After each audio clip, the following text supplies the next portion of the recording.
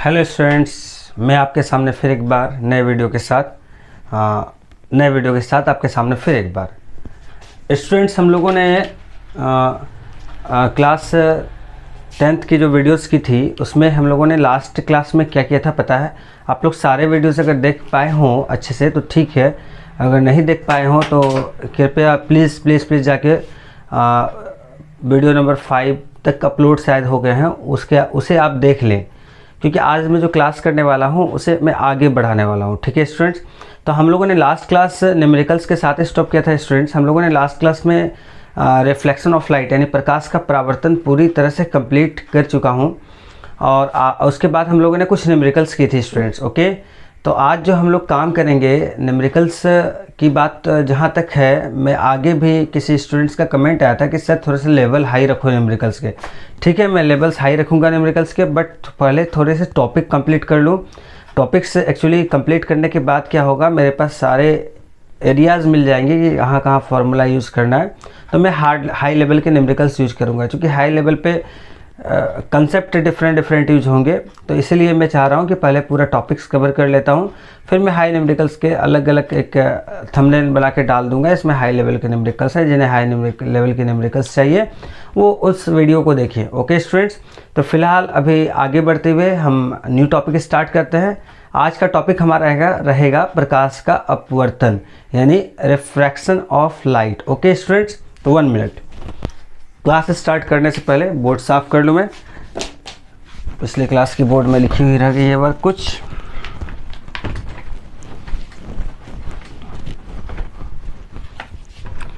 Okay student, आज मैं जो स्टार्ट करने वाला हूँ ना, प्रकाश का अपवर्तन। प्रकाश का अपवर्तन मतलब क्या होता है स्टूडेंट्स? देखिए अभी पहला जो हमने पढ़ा था ना, वो प्रकाश का परावर्तन पढ़ा था। यानी प्रकाश परावर्तित होती थी, किसी सतह से टकराने के बाद उसी माध्यम में वापस लौट जाती थी। इसी घटना को हम लोग क्या कहते थे? प्रकाश का परावर्तन। ठीक है स्टूडेंट्स, तो प्रकाश का परावर्तन क्या पढ़ा था हम लोगों ने कि प्रकाश किसी माध्यम से आके सतह में टकराई, परावर्तक सतह में, और टकराने के बाद उसी माध्यम में वापस लौट के चली गई। प्रकाश की इसी घटना को हम लोग क्या बोलते थे? प्रकाश का परावर्तन। बट स्टूडेंट्स, आज हम लोग यहाँ पे सीखेंगे प्रकाश का अपवर्तन। अपवर्तन यानी क्या होगा? प्रकाश परावर्तित अब यहाँ नहीं होगी, उसी माध्यम में नहीं जाएगी। अब अपवर्तन का क्या कंसेप्ट है ना स्टूडेंट्स, कि प्रकाश एक माध्यम से दूसरे माध्यम में जा रही है। ठीक है, अपवर्तन का क्या कंसेप्ट है कि प्रकाश किसी माध्यम से आके किसी दूसरे माध्यम में जाएगी, इसे ही प्रकाश का अपवर्तन कहते हैं। तो देखिए, अपवर्तन कहते नहीं है, अभी मैं कंडीशंस बता रहा हूँ। प्रकाश का अपवर्तन किस कंडीशंस को फॉलो करता है, किस कंडीशंस में लागू होते हैं। ठीक है, तो प्रकाश किसी माध्यम से आई और किसी दूसरे माध्यम में चली गई। ठीक है, तो इसी को जाने में तो प्रकाश क्या होता है, अपने पथ जो अपना रास्ता होता है उसको सीधा जाना चाहिए था, वो सीधा नहीं जाके अपने पथ से विचलित हो जाती है, यानी डेविएट हो जाती है अपने ओरिजिनल पाथ से। तो प्रकाश की किरण जब किसी माध्यम से आती है और जब किसी दूसरे माध्यम में जाती है, समझ रहे हैं स्टूडेंट्स? फिर से देखिए, प्रकाश की किरण, पहले मैं फिगर से समझाता हूँ, ऐसे समझ में आएंगे नहीं आपको। ठीक है, तो देखिए स्टूडेंट, मान लिए कोई एक सतह ले लिए जो दो माध्यमों को अलग करती है। दिस इज माध्यम 1, दिस इज माध्यम 2। तो प्रकाश की किरण क्या हुआ स्टूडेंट्स, ये दो माध्यम को अलग कर रही है। ठीक है, तो यहाँ पे क्या हुआ, हम एक नॉर्मल ड्रॉ कर देते हैं इस माध्यम में। ये एक सतह है ना, ये एक प्लेन है, इसको समझिए। एक प्लेन जो है ना, हम बोर्ड पे लाइन ड्रॉ किए स्टूडेंट्स, बट ये लाइन एक्चुअली नहीं है। ये क्या हुआ ना, एक प्लेन ऐसे करके लाके हमने ऐसे करके बोर्ड के अंदर डाला है, और ये आपको ये वाला केवल लाइन दिख रहा है। ठीक है स्टूडेंट, ये बोर्ड के अंदर ऐसे एक प्लेन डाल दिया, एक प्लेन है। ठीक है, तो कहने का मेरा सेंस क्या है ना, कि ये एक सतह है, ये एक प्लेन है, दो माध्यमों को क्या कर रही अलग। जैसे कैसे नहीं होता है कि एक सेल्फ रख दिए ना घर पे, और यहाँ पे बुक्स रख दिए, यहाँ पे आप पेंसिल रख दिए या कॉपी रख दिए, यहाँ पे रख दिए ना, अलग अलग दो को अलग कर रही है ये सतह क्या किया, आपके अलमीरा के दो पार्ट को अलग किया। तो उसी तरह क्या, एक प्लेन हमने रखा हुआ है जो दो माध्यमों को अलग कर रही है। इसमें क्या किया हमने स्टूडेंट्स, एक नॉर्मल ड्रॉ कर दिया। इसमें क्या करते हैं ना, एक नॉर्मल हम लोग ड्रॉ कर देते हैं, एक नॉर्मल सीधी ऐसे ड्रॉ कर दो, इसको डॉटेड लाइन बना दो, ज़्यादा बेस्ट रहेगा आई थिंक। ठीक है, आप लोग भी कर सकते हो, इसको डॉटेड लाइन से बना दिया, दैट इज़ अभिलंब। इसको हिंदी में क्या बोलेंगे? अभिलंब। तो हमने सीधा इस पर 90 डिग्री पे एक अभिलंब डाल दिया स्टूडेंट्स। अब अभिलंब डालने के बाद देखिए प्रकाश की किरण एक माध्यम से आ रही है, प्रकाश की किरण सीधी नहीं डालेंगे, हम इसको किसी कोण के साथ डालेंगे ऑलवेज, ठीक है। तो प्रकाश की किरण आई सीधी, ठीक है। इसको थोड़ा अच्छे से मिलाते हुए करते हैं स्टूडेंट्स। तो यहाँ से जो है रेस को हम लेते हुए ऐसे चले गए, ठीक है। अब जो है देखिए स्टूडेंट्स, यहाँ दो बात होती है, प्रकाश की किरण आई सीधी, अब इसको सीधा जाना चाहिए था, जाना किधर चाहिए था, सीधा, ऐसे करके सीधा जाना चाहिए था, ठीक है स्टूडेंट्स, जाना किधर चाहिए था ऐसे। रूल क्या कहता है, अपना कंसेप्ट क्या कहता है कि प्रकाश की किरण जब किसी माध्यम में मतलब यहाँ से नीचे जा रही है तो उसको सीधा जाना चाहिए था। बट क्या होता है फिनोमेना, हमको नेचर क्या दिखाता है, अच्छा ये वाला एंगल आई होता है, पता है ना, ये चीज़ को सिखाऊंगा नहीं फिर दोबारा, प्रकाश के परावर्तन में भी मैंने सिखाया था। तो ये वाला एंगल जो होता है आई होता है, नॉर्मल के साथ, हमेशा नॉर्मल के साथ स्टूडेंट, इधर के साथ कभी आई नहीं लेंगे, हमेशा जो भी लेंगे नॉर्मल के साथ एंगल लेंगे, आई लेंगे, ठीक है। तो स्टूडेंट्स देखो आप कि जैसे प्रकाश की किरण आई, इसको कैसा किरण बोलेंगे, आपतित किरण, आपतित, आ गिरो मतलब आपतित, तो ये किरण क्या हुआ, आपतित किरण, कौन सा किरण हुआ, आपतित किरण। इसको इंग्लिश में क्या बोलेंगे स्टूडेंट, इंसिडेंट, इंसिडेंट रे, ठीक है। तो ये किरण आई, अब इसको जाना चाहिए था सीधा, पर नेचर हमको क्या दिखाता, अच्छा ये चीज़ को समझेंगे, माध्यम 1 और माध्यम 2 है, ठीक है। तो माध्यम 1 में मान लो सपोज ये हवा है और ये पानी है, अभी मैं बता रहा हूँ, अभी और आगे कंसेप्ट क्लियर करूँगा, ठीक है। तो ये एक माध्यम है, एक माध्यम 2 है, माध्यम 1 में हमने क्या लिया है, हवा, माध्यम 2 में क्या लिया, पानी लिया है। तो प्रकाश की किरण को टकरा के सीधा जाना चाहिए था, बट नेचर में हमको ये नहीं दिखता है कि ये सीधा जा रहा है, बट नेचर हमको शो करता है कि ये जाके सीधा इधर बैंड हो गया, किधर बैंड हो गया, इधर। तो प्रकाश की किरण किधर मुड़ गई, अभिलंब की ओर मुड़ गई, किधर मुड़ गई, अभिलंब की ओर मुड़ गई। और नॉर्मल के साथ ऑलवेज कौन हम मानते हैं, एंगल हमेशा नॉर्मल के साथ लेते हैं, तो ये वाला एंगल स्टूडेंट्स आर हो गया। बात को समझ रहे हैं स्टूडेंट्स। तो मैं कहना क्या चाह रहा हूँ कि जब प्रकाश की किरण एक माध्यम से दूसरे माध्यम में जाती हो, अगर पहला माध्यम हवा, दूसरा माध्यम पानी हो, तो प्रकाश की किरण पहले माध्यम से दूसरे माध्यम में जाने के वक्त, जाने के समय वो अपने पथ से विचलित हो जाती है, अपने पथ से विचलित हो जाती है, अपना रास्ता बदल लेती है। रास्ता उसको सीधा जाना चाहिए था, बट वो सीधा नहीं जाके वो अपने रास्ते से हट गई ना, या तो इधर मुड़ गई या तो उधर मुड़ गई, कुछ भी हो सकता है, बट अभी इस केस में इधर मुड़ गई है। तो इसे ही प्रकाश का परावर्तन कहते हैं। तो सिंपल सा अगर कोई डेफिनेशन पूछे तो क्या बोलेंगे, प्रकाश का अपवर्तन, परावर्तन, ठीक है। कोई हमसे डेफिनेशन पूछे कि प्रकाश का अपवर्तन क्या है, तो प्रकाश का अपवर्तन वह घटना है जब प्रकाश की किरण एक माध्यम से दूसरे माध्यम में जाए तो वो अपने पथ से विचलित हो जाती है। प्रकाश की इसी घटना को हम प्रकाश का अपवर्तन कहते हैं। स्टूडेंट्स क्लियर है? तो फिर से इसको लिखेंगे कैसे, जब प्रकाश की किरण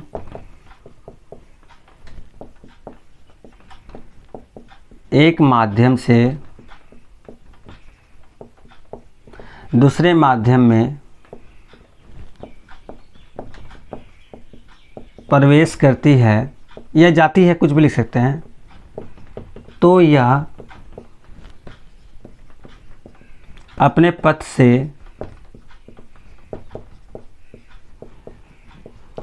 विचलित हो जाती है। प्रकाश की इसी घटना, प्रकाश की अपने पथ से विचलित होने की घटना को ही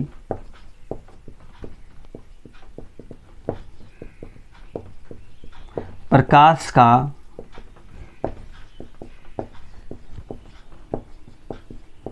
अपवर्तन कहते हैं स्टूडेंट्स, ठीक है।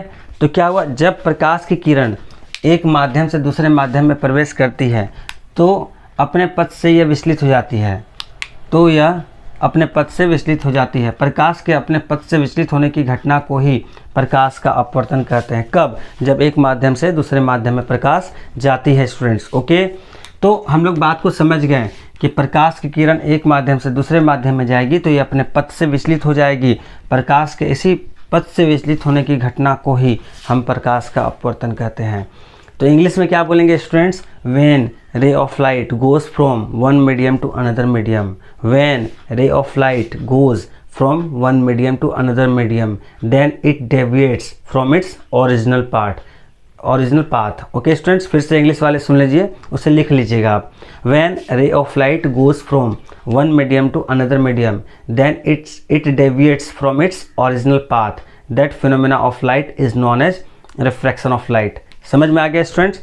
तो अब आगे इसमें क्या केस है, 2 केस हैं इसमें स्टूडेंट्स, ठीक है, इसमें 2 केस है। अब मैं इसमें मिटा देता हूँ, आप अब केस देखो। इसमें केस मतलब क्या हो गया, स्थिति, इसके 2 स्थिति हैं। चलो मैं बता रहा हूँ केस 1। अब इस फिगर को मिटा देता हूँ थोड़ा देर के लिए, ठीक है। अच्छा ये फिगर तो काम आएगा ही मेरा। चलो केस 1 देख लो स्टूडेंट्स, इसमें देखिए आप केस 1 स्टूडेंट्स, देखिए केस 1 क्या होता है, जब प्रकाश की किरण, मैं लिख रहा हूँ यहाँ बोर्ड पे, जब प्रकाश की किरण विरल माध्यम से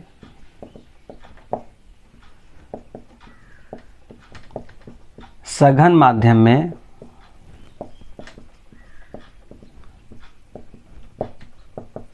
जाती हो, पहला केस। इंग्लिश में क्या लिखेंगे, when ray of light goes from rarer medium to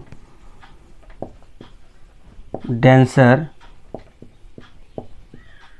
medium. Okay students, मतलब क्या है, जब प्रकाश की किरण रेयरर मीडियम से डेंसर मीडियम में जाती है, यानी प्रकाश की किरण जब विरल माध्यम से सघन माध्यम में जाती हो। अब यहाँ 2 चीज़ आ जाएगा आपके पास, विरल माध्यम और सघन माध्यम। यहाँ पे सभी को कन्फ्यूजन होता है स्टूडेंट कि विरल माध्यम और सघन माध्यम होती क्या है। तो देखिए स्टूडेंट्स, विरल और सघन 2 बात यहाँ हो गई। विरल, देखो सिंपल सा बात में आपको बिना कुछ याद किए लोग कंफ्यूज कर जाते हैं, विरल सघन में बहुत ज़्यादा रेयर डेंसर।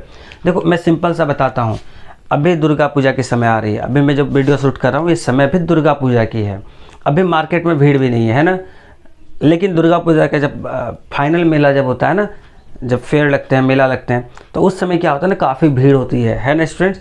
तो भीड़ होती है मतलब भीड़ ज़्यादा वाला जगह, उसको बोलेंगे डेंसर मीडियम, यानी डेंसिटी जहाँ की ज़्यादा हो उसको क्या बोलेंगे, डेंसर मीडियम। और खाली अनदिना, जैसे अभी कोई पूजा नहीं चले, कोई मार्केट में भीड़ नहीं हो, तो ऐसे माध्यम मतलब जहाँ की एकदम खाली नज़र आए उसको बोलते हैं विरल माध्यम। विरल, रेयरर मतलब कभी कभी एकदम खाली टाइप सा, ऐसे मैं नॉर्मली बता रहा हूँ। रेयरर मीडियम क्या होता है, वैसा माध्यम जिसकी डेंसिटी बहुत कम हो, एकदम खाली है। डेंसिटी मतलब कैसे क्या हो गया ना स्टूडेंट, यहाँ पे एक पार्टिकल, यहाँ पे एक है, यहाँ पे एक है, यहाँ पे एक है, यहाँ पे एक है, यहाँ पे ऐसे दूर हो, ऐसे मीडियम को बोलते हैं रेयरर, यानी विरल। क्या हो, विरल मतलब क्या था, कभी कभार, ठीक है, मतलब खाली जगह उसको क्या बोलेंगे, विरल, एकदम खाली। रोड, अब सपोज दैट ना कि कोई रोड है, उसमें बच्चे साइकिल चला रहे हैं या आप ही साइकिल चला रहे हैं, ठीक है। अब रोड खाली है, आप कितने स्पीड से चलोगे साइकिल से, वहाँ आप पूरा स्पीड चलाओगे साइकिल, लेकिन वही रोड पूरा भीड़ भाड़ वाला रोड है, पूरा भीड़ भाड़, स्कूल की छुट्टी हुई है और आप स्कूल की छुट्टी हुई है और आप साइकिल लेके निकले, आप क्या स्पीड चला पाएंगे, नहीं। तो स्कूल की जब छुट्टी हुई है और बच्चे पूरा भरे हुए हैं रोड पे, तो ऐसे माध्यम को बोलेंगे सघन, एकदम घना हुआ, ठीक है। सघन मतलब घना, विरल मतलब एकदम घना नहीं, एकदम खाली, ठीक है। एकदम तरीका बता रहा हूँ याद रखने का, ठीक है। सघन और विरल माध्यम में एकदम कन्फ्यूज नहीं होगा। सघन यानी घना, डेंस है मीडियम, पूरा डेंस है। विरल एकदम खाली, रेयर एकदम, समझ में आ रहा है स्टूडेंट। तो रेयरर मीडियम क्या हो गया, जहाँ पे पार्टिकल्स दूर हो पूरा एकदम, या तो खाली हो या तो पार्टिकल्स दूर हो, मॉलिक्यूल्स, एयर मॉलिक्यूल्स जो भी है।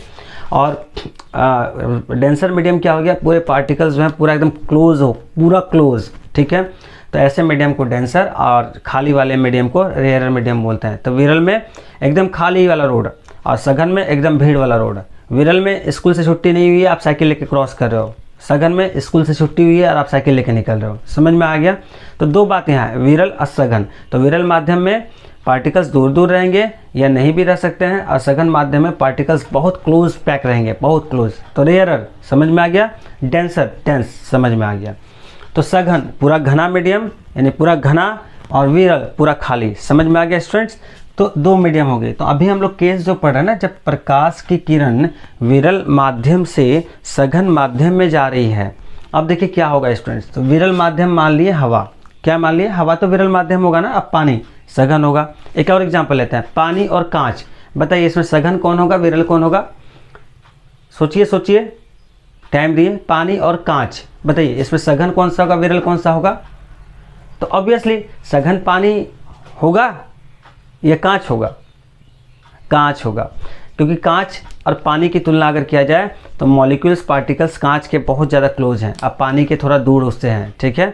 तो इसके लिए कंसेप्ट है रिफ्रैक्टिव इंडेक्स, तो उसके अनुसार हम लोग उसके अकॉर्डिंगली हम लोग देखेंगे कि कैसे पानी और कांच और हवा में कौन सघन है कौन विरल है, इसके कंसेप्ट बताएंगे। बट लॉजिकल आप समझो पहले अभी कि हवा और पानी में आप सबसे ज़्यादा लाइट ट्रेवल करेगा स्पीड में, प्रकाश की किरण सबसे ज़्यादा स्पीड में किससे जाएगी?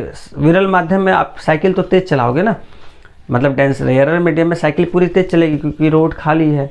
सघन माध्यम में आपकी साइकिल स्पीड नहीं जाएगी क्योंकि रोड भारी पूरा भीड़ भाड़ वाली है, ठीक है। तो प्रकाश की किरण हवा पे जाएगी तो ज़्यादा होगी, लाइट पे पानी पे जाएगी तो कम होगी। उसी तरह पानी पे जाएगी तो ज़्यादा होगी, कांच पे जाएगी तो कम होगी। और कोई लीजिए आप एग्जाम्पल लीजिए, कुछ भी ले सकते हैं आप, ठीक है।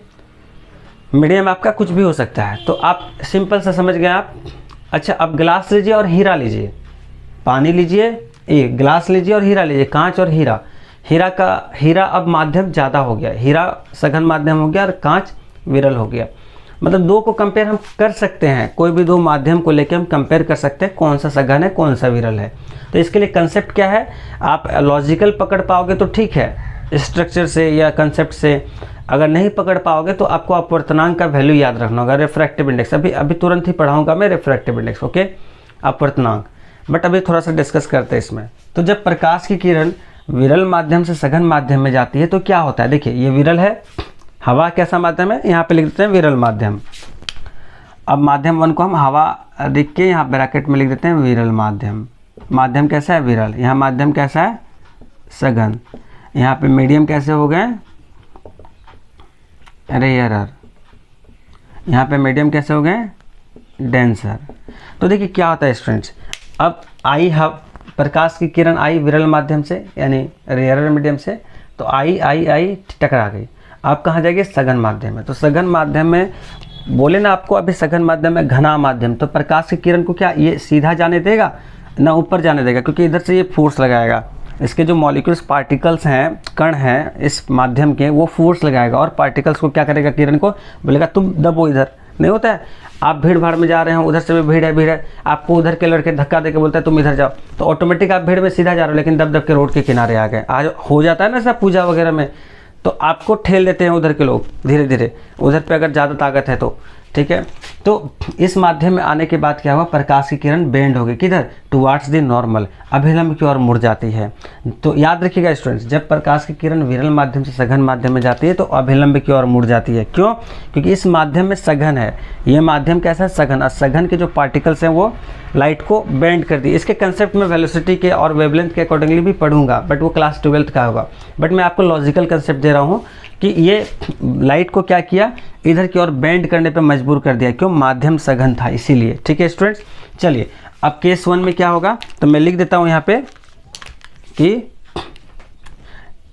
तो यह, हम शॉर्ट में लिख दे रहे हैं, तो यह अभिलंब की ओर मुड़ जाती है। It bends towards the normal. कोई डाउट स्टूडेंट्स? तो जब light, when ray of light goes from rare medium to denser medium then it bends towards the normal, ठीक है स्टूडेंट्स। तो हिंदी में क्या बोलेंगे, जब प्रकाश की किरण विरल माध्यम से सघन माध्यम में जाती है तो यह अभिलंब की ओर मुड़ जाती है। ओके स्टूडेंट्स, अब हम लोग दूसरा केस देखेंगे। ये केस 1 था, ये केस क्या था, 1 था, इसे नोट डाउन कर ले। अब हम लोग केस 2 की ओर आ रहे हैं। समझ में आ रहा है ना बच्चों? कोई डाउट लेगा तो पूछिएगा जरूर। कमेंट बॉक्स में कमेंट कीजिएगा, कमेंट जरूर कीजिएगा। देखिए कमेंट करने से क्या होता है ना, मैं इम्प्रूवमेंट करूँगा, है ना, मैं इम्प्रूव करूँगा अपने वीडियोस क्वालिटी में। जैसे बहुत बच्चे ने कहा सर लाइट, सर चमकता है बोर्ड, तो मैं थोड़ा थोड़ा मॉडिफाई कर रहा हूँ, मैं पूरी लाइटिंग सिस्टम की व्यवस्था कर रहा हूँ, धीरे धीरे सारा हो जाएगा। मैं अभी न्यू वीडियो बना रहा हूँ, ओके स्टूडेंट्स, तो समय लगेगा ना चेंज करने में, धीरे धीरे सारे कुछ चेंज होते हैं ना, अचानक एक दिन से तो नहीं होते। थोड़ा सा आप एडजस्ट कीजिए कुछ दिनों तक, फिर आपके प्रॉपर जो वीडियो आएंगे आने स्टार्ट हो जाएंगे, तो समझिए कि सारा कुछ मेरा अरेंज हो गया है। अभी सारा कुछ अरेंज नहीं हो पाया है, ठीक है, मैं इसीलिए धीरे धीरे वीडियोज़ डाल रहा हूँ, क्योंकि वीडियोज़ आपको समझ में नहीं आएगा तो मेरे वीडियो डालने का फ़ायदा क्या रह जाएगा, है ना। लाइट के कारण, आवाज़ के कारण, आवाज़ ख़राब थी, देखो कुछ वीडियोस में क्या था ना, आवाज़ मेरी जा ही नहीं रही थी, तो इस कारण मैंने माइक लिया।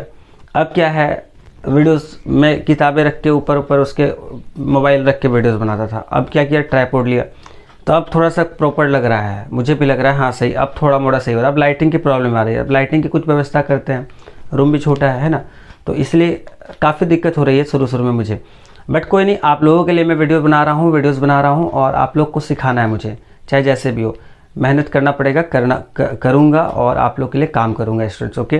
तो आई होप कि आपको समझ में आ रही हो। कमेंट बॉक्स में ज़रूर कमेंट करें, ओके स्टूडेंट, जैसा भी कमेंट हो, पॉजिटिव नेगेटिव जैसा भी आपको लग रहा है वैसा करें। समझाने के लिए आपको अगर मेरी आवाज़ ज़्यादा तेज़ लग रही हो तुरंत कमेंट करें, आवाज़ स्लो लग रही हो तुरंत कमेंट करें, है ना, मैं स्पीड बोल रहा हूँ उसको भी कमेंट करें, जो भी प्रॉब्लम हो आप कमेंट करें स्टूडेंट्स, ओके, ताकि मैं अपने में इम्प्रूव कर पाऊँ, ओके स्टूडेंट्स। तो केस 1 हो गया, केस 2 में देखते हैं अब क्या होगा। प्रकाश की किरण कहाँ से, ये सघन से विरल जा रही थी। अच्छा, इसके बारे में कुछ डिस्कस कर लेते हैं। इस वाले किरण को आपतित किरण बोलते हैं और इस वाले किरण को क्या बोलेंगे, अपवर्तित किरण। इसको अपवर्तक सतह बोलेंगे, इसको क्या बोलेंगे स्टूडेंट्स, अपवर्तक सतह। ये अभिलंब होता है, मैं इंग्लिश में लिखता, ये आपतन कोण, ये आपतन कोण हुआ ना, इस कोण को आई को बोलेंगे आपतन कोण, मैं सारा लिख दे रहा हूँ, है ना। इसको आर को बोलेंगे अपवर्तन कोण। इंग्लिश में आपतित किरण को इंसिडेंट रे, अपवर्तित किरण को रिफ्रैक्टेड रे, यहाँ रिफ्लेक्शन नहीं लिखेगा, रिफ्रैक्टेड रे। आपतन अपवर्तन कोण को रिफ्रैक्शन एंगल, आपतन कोण को इंसिडेंट एंगल, अपवर्तक सतह को रिफ्रैक्टिंग सरफेस। और कुछ इंग्लिश में लिखना है नहीं। अभिलंब को नॉर्मल, ये नॉर्मल पूरा है नीचे तक, ठीक है, पूरा नीचे तक। तो देखिए स्टूडेंट, जब भी एंगल बनता है वो नॉर्मल के साथ ही बनता है। आई भी बनाया है मैंने, नॉर्मल के साथ टेक किया है, आर भी बनाया है, नॉर्मल के साथ लिया है। इधर नहीं लेना ना, इधर ना, इधर लेना है, गलत हो जाएगा। नोट डाउन कीजिए स्टूडेंट्स।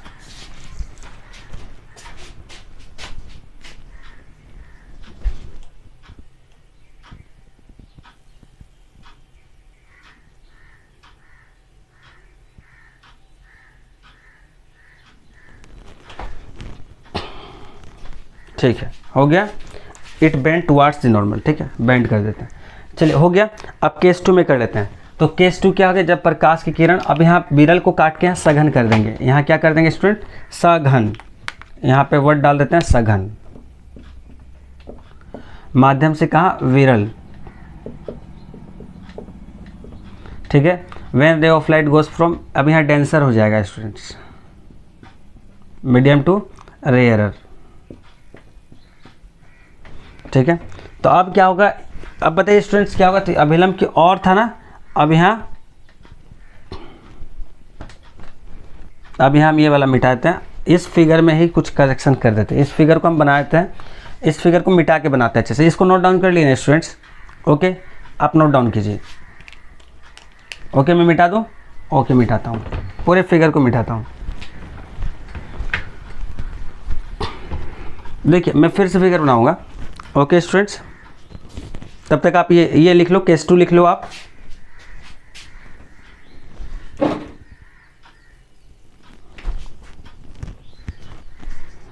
चलिए स्टूडेंट्स देखिए, अब मैं फिगर बनाता हूँ। देखिए ये अपवर्तक सतह मान लिया हमने, क्या मान लिया, अपवर्तक सतह। इस पर नॉर्मल ड्रॉ कर दे स्टूडेंट्स, ओके, इस पर हमने नॉर्मल ड्रॉ कर दिया। सभी को एकदम बेसिक से बता रहा हूँ। ये मान लीजिए स्टार्टिंग से माना था विरल माध्यम, तो इसको विरल ही रहने देते हैं। अच्छा, इस बार विरल हम इधर साइड लिखेंगे, ठीक है, इस बार विरल हम इधर साइड लिखते हैं, विरल माध्यम यानी माध्यम 1, ठीक है। विरल माध्यम में कुछ भी लीजिए, हवा, एयर, कुछ भी ले सकते हैं, ठीक है। इधर वाले को लेते हैं सघन माध्यम, क्या ले लें, जस्ट ऊपर में जैसे लिया था ना पहला केस में वैसे ही ले रहा हूँ, माध्यम 2, यानी इसको ले लीजिए वाटर, पानी, कुछ भी, आप गिलास भी ले सकते हैं, हवा से गिलास भी ले सकते हैं। अब क्या करना है, केस 2 मेरा क्या बोल रहा है, क्वेश्चन क्या बोल रहा है कि जब प्रकाश किरण सघन से विरल जाए। अब सघन माध्यम किस साइड है स्टूडेंट्स, नीचे साइड है, ये अपवर्तक सतह है, ये अपवर्तक सतह है, अपवर्तक सतह यानी रिफ्रैक्टिंग सरफेस।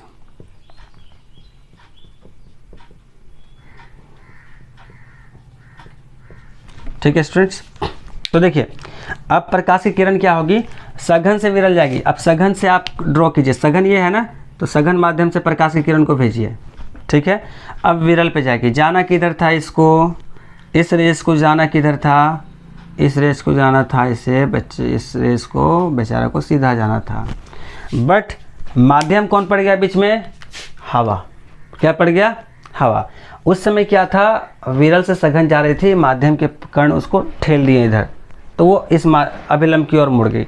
लेकिन अब यहाँ इसके साथ वो बाउंडेशन नहीं है। आपके घर में मम्मी पापा हैं, आपको जाना है बाज़ार घूमने, आप नहीं जाओगे, है ना, आप तुरंत घर की ओर आओगे। तो आपने जाना था उधर, लेकिन आप नहीं जाके अपने घर आ गए। अब मम्मी पापा नहीं है, आपको बाज़ार जाना है, आप क्या करोगे, आप आज़ादी से बाज़ार घूमोगे। उस वक्त 1 घंटे बाज़ार में घूमना था, अब 4 घंटे घूमोगे, है ना। तो अब क्या हुआ, रेस को सीधा जाना था, अब सीधा नहीं जाके वो क्या करेगी, उस समय था बाउंडेशन, नॉर्मल को समझिए बाउंडेशन एक टाइप से आप अपने दिमाग में। तो अब क्या है, ये बाउंडेशन में नहीं बंधेगा। अब रेस बोलेगी चलो मुझे तो टाइम मिल गया, अब क्या करेंगे, कोई मुझे रोकने वाला नहीं है, तो तुरंत क्या हो जाएगी, अभिलंब से दूर हो जाएगी। अभिलंब नॉर्मल है ना, इससे दूर भाग गई। समझ में आया स्टूडेंट्स। तो अब कोई पार्टिकल्स तो नहीं ना इसको इधर ठेलने वाले, अब सब एयर है, पूरा खाली है। तो अब ये इधर से पार्टिकल्स भी क्या किए, बोले ठीक है चलो फ्री हो जाओ तुम। तो अब ये क्या हुआ, अभिलंब से दूर हट गई। ठीक है स्टूडेंट्स, पूरे खाली स्पेस मिल गया। आप भी पूरे स्पीड से जाओगे, तो ज़्यादा स्पीड से जाते हो तो बाइक से, याद है ना स्टूडेंट्स, गाड़ी मोड़ते हो तो एक्सीडेंट हो जाती है। अपने पास से डिवेट करते हो कि नहीं। तो एक्चुअली अभी इसके डिटेल्स नॉलेज क्लास 12 में पढ़ना है, बट अभी मैं आपको नॉर्मली ऐसे बता रहा हूँ। तो सीधा प्रकाश की किरण जाएगी, वो अभिलंब से क्या हो जाएगी, दूर हट जाएगी। चलिए यहाँ एंगल आई और एंगल आर बताइए। एंगल आई हो जाएगा ये वाला और एंगल आर हो जाएगा ये वाला। कभी भी इसके साथ नहीं लेंगे, हमेशा नॉर्मल के साथ लेंगे स्टूडेंट्स। ओके, तो बाकी कुछ लिखना है क्या। ये वाला रेस कौन सा है, ये वाला रेस है आपतित किरण। आपतित, ये वाला किरण क्या है, अपवर्तित किरण। ये वाला कौन क्या है, आपतन कोण। ये वाला कौन क्या है, अपवर्तित कोण। ठीक है, ठीक है। और क्या लिखना बच गया, अपवर्तक सतह तो लिख दिया मैंने। इंग्लिश में नाम आप लोग लिख दिए, ये नॉर्मल अभिलंब। एग्जाम में आएंगे ना, पूरा एकदम स्पेसिफाई कर दीजिएगा, पूरा बता दीजिएगा कि आप क्या क्या कर रहे हैं, है ना, काफ़ी। तो बताइए क्या हो जाएगा। तो जब प्रकाश की किरण डेंसर मीडियम से रेयरर मीडियम में जाती है तो ये अभिलंब से दूर हट जाती है। तो ये अभिलंब से दूर हट जाती है, तो it bends away from the normal. It bend away from the normal. Okay, तो समझ में आ गया स्टूडेंट्स। हम लोगों ने प्रकाश का अपवर्तन कर लिया। तो प्रकाश का अपवर्तन क्या था, जब प्रकाश की किरण एक माध्यम से दूसरे माध्यम में जाती है तो ये अपने पथ से विचलित हो जाती है। प्रकाश की ऐसी घटना को हम प्रकाश का अपवर्तन कहेंगे। और केस 1 में जब प्रकाश की किरण विरल माध्यम से सघन माध्यम में जाती है तो ये अभिलंब की ओर मुड़ जाती है, तथा जब हम विरल माध्यम से सघन माध्यम से प्रकाश को विरल माध्यम में भेजते हैं तो अभिलंब से दूर हट जाती है। ये 2 केस हैं और प्रकाश की अपवर्तन की परिभाषा अलग है। आप परिभाषा में ये दोनों केस मत लिख देना, नंबर अगर अच्छा लेना है तो केस बना के लिखना, ठीक है।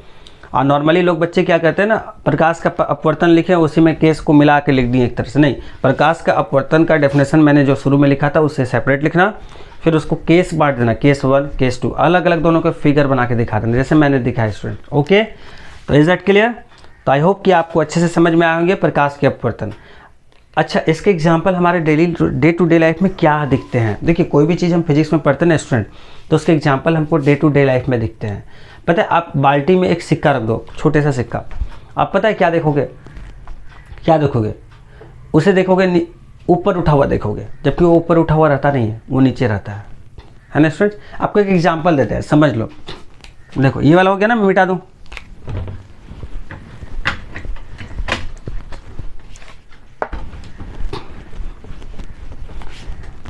मोबाइल हीट नहीं हो जाए।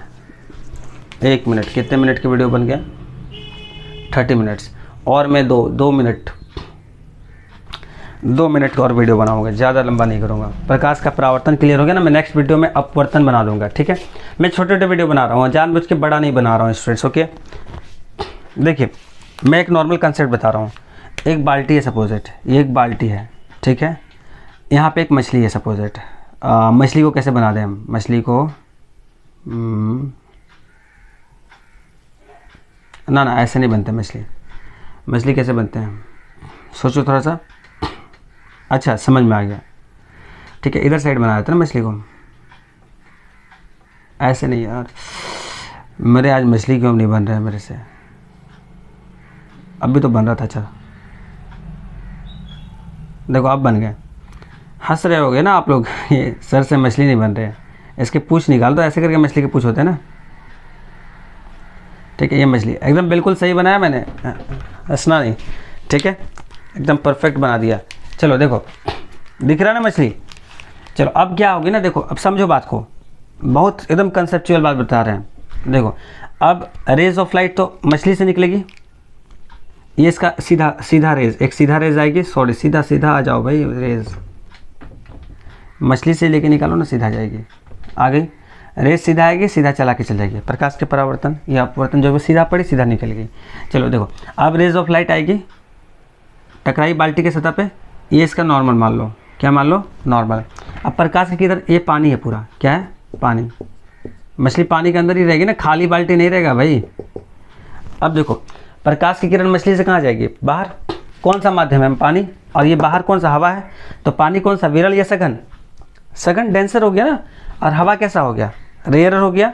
अब प्रकाश की किरण जब डेंसर से रेयर जाएगी तो किधर हो गया? अभिलंब की ओर या अभिलंब से दूर? अभिलंब से दूर दोस्तों। अब यहाँ पे हमारे आँख है, हम बाहर खड़े हैं मछली को देखने के लिए। अब हमारा आँख क्या करेगा? हमारे नैना क्या करेंगे? हमारे नैना के काम क्या है? वो रेस को बेचारे सीधे होते हैं बहुत, तो वो रेस को सीधा ले जाएंगे, बोलेंगे मुझे यहाँ से आ रही है, हम नहीं जानते, हम अपने रेस में मेरे आँख में जो आ रहे हैं उसको हम सीधे ले जाएंगे, उसको सीधे ले जाते हैं बेचारे, सीधे ले गए। नैना के रेस यहाँ पे आके टिके, तो उसको मछली कहाँ दिखाई दी? चूँकि रेस तो यहीं से आ रही थी।